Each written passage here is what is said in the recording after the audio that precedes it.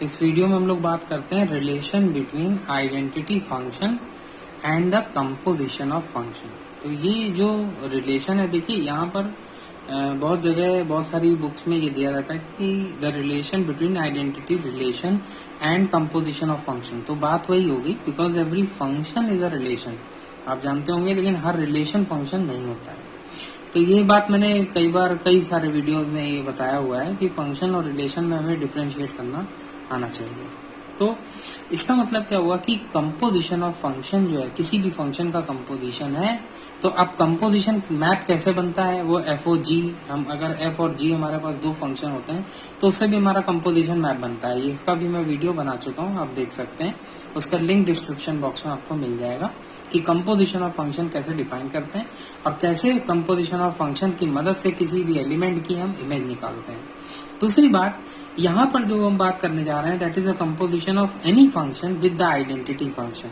मतलब एक कोई फंक्शन एफ होगा या जी होगा, जो भी आप लेना चाहें, एफ फंक्शन हमने लिया, उसका जब हम कंपोजिशन करेंगे आइडेंटिटी फंक्शन के साथ, तो हमें वापस वही फंक्शन मिल जाता है। ठीक है, इसको हम मैथमेटिकली ऐसे लिखते हैं कि that is if a function f from A to B then f of I A. इसको कैसे पढ़ेंगे, एफ कंपोजिशन आई ए। देखिए आई ए क्या है, आइडेंटिटी फंक्शन। आइडेंटिटी आई ए क्यों लिखा है, because it denotes the identity function on the set ए। किसी ए सेट पे आइडेंटिटी फंक्शन डिफाइन हुआ है। इक्वल टू आई बी का मतलब क्या हुआ, किसी बी सेट पे आइडेंटिटी फंक्शन डिफाइन हुआ है ऑफ एफ या फिर composite F equal to F, वही हमारा स्टेटमेंट में कहा है। तो ये चीज दिखती बहुत ऑब्वियस है, but it is very difficult to prove sometimes for +2 students. बाकी जो स्टूडेंट बीएससी या हायर मैथमेटिक्स में है, उनके लिए बहुत डिफिकल्ट टास्क नहीं है, बट +2 लेवल के लिए it is not an easy task. तो सबसे पहले हम देखते हैं स्टेप बाय स्टेप इसमें हम क्या कैसे सोचेंगे। देखिए हमें निकालना है एफ कंपोजिट आई ए, मतलब आइडेंटिटी फंक्शन किसी फंक्शन के साथ कंपोजिशन हो रहा है। तो देखिए आई ए को सबसे पहले, आई ए क्या होता है, आइडेंटिटी फंक्शन क्या है कि जब भी आप आइडेंटिटी फंक्शन डिफाइन करोगे तो आइडेंटिटी फंक्शन आप ए पे बना रहे हो, तो that is from A to A, मतलब उसका डोमेन और कोडोमेन हमें ए लेना है। और दूसरी बात जो इम्पोर्टेंट है, that is identity function element को सेम एलिमेंट में भेजेगा। मतलब अगर एक्स हमारा कोई एलिमेंट ए में है, कैपिटल सेट में है, तो उसकी जो इमेज होगी, तो इमेज आई ए हमारा मैप हो गया, तो x की जो इमेज है वो x पे जाएगी। यही हमारा आइडिया है आइडेंटिटी फंक्शन का, कि एलिमेंट को उसी एलिमेंट पे भेज देता है। तो f ऑफ आई ए जो होगा, क्योंकि आई ए आइडेंटिटी फंक्शन है from same set to same set, that is A to A, क्योंकि ए पे डिफाइन है, आई ए नोटेशन है उसका, and f from A to B. तो जब कंपोजिशन करेंगे F of I A, that will be from A to B. अब ये चीज अगर आपको नहीं समझ में आ रही, तो पहले आपको कंपोजिशन ऑफ फंक्शन का वीडियो देखना पड़ेगा, तभी आपको डिटेल में प्रॉपरली बिल्कुल पिक्चर इसका क्लियर होगा कि कंपोजिशन फंक्शन को हम कैसे डिफाइन करते हैं। इसके बाद बात करते हैं कि हमने कोई एलिमेंट लिया ए, तो जब भी आप कोई एलिमेंट अज्यूम करते हैं उसको हम आर्बिट्ररी एलिमेंट अज्यूम करते हैं। आर्बिट्ररी क्यों अज्यूम करते हैं, कि ताकि जो हम रिजल्ट निकाल रहे हैं वो किसी भी एलिमेंट के लिए वैलिड हो। तो F of I A of x अगर हम निकालें, तो क्योंकि एफ कंपोजिशन फंक्शन है, तो एफ ऑफ ये कैसे ब्रेक होगा, F of I A x. और जैसा कि मैंने आपको बताया कि जो आई ए एक्स है वो किस पे जाएगा, एक्स पे जाएगा, मतलब सेम एलिमेंट, आइडेंटिटी फंक्शन है, मतलब सेम एलिमेंट पे जाएगा, तो इमेज जो होगी इसकी एक्स हो जाएगी, तो एफ ऑफ एक्स मिलेगा हमें।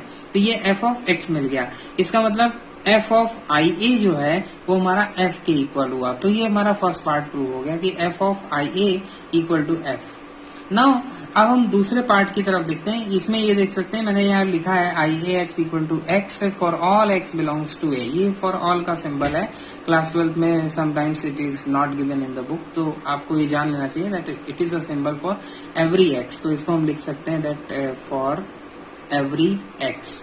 ओके, सो सेकेंड मेथड में हमें जो सेकेंड पार्ट हमें प्रूव करना है, that is I B of F equal to F. तो उसके लिए हमें क्या करना होगा कि एक फंक्शन हमें F from A to B लेना होगा, और आई बी हम जानते हैं identity function, that is from B to B.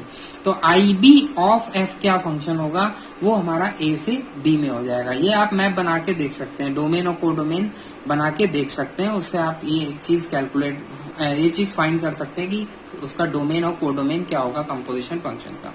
तो हमने लेट एक आर्बिट्ररी एलिमेंट लिया। अब हम आर्बिट्ररी एलिमेंट देखिए कहां पर लेंगे, बी में लेंगे।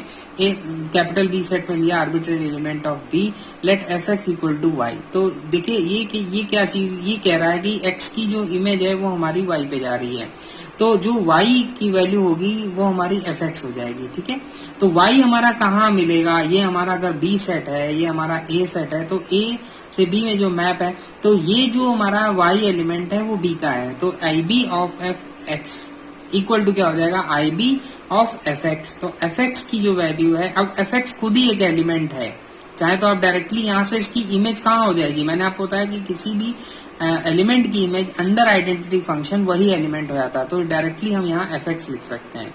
लेकिन अगर आपको फिर भी प्रॉब्लम हो रही है, then you can write fx equal to, क्योंकि fx हमारा y है, तो ib y मतलब आइडेंटिटी फंक्शन जो है एलिमेंट को उसी एलिमेंट पे भेज देगा, तो ये y है तो ये y पे भेज देगा, और y की वैल्यू हमारी fx है। इससे क्या शो हुआ कि ib of f equal to f हो जाएगा, ib of f equal to f। तो इस तरह से हमने दोनों पार्ट शो कर लिए। तो ये हमारी बहुत इंपॉर्टेंट थ्योरम है कंपोजिशन ऑफ फंक्शन की। एनसीईआरटी मिसलेनियस अगर आप सॉल्व करेंगे तो उसमें आपको पहला या दूसरा क्वेश्चन ही इसी पे बेस मिलेगा, जिसमें थोड़ा इन्वर्टिबल फंक्शन का भी यूज किया गया है, तो that is also very important.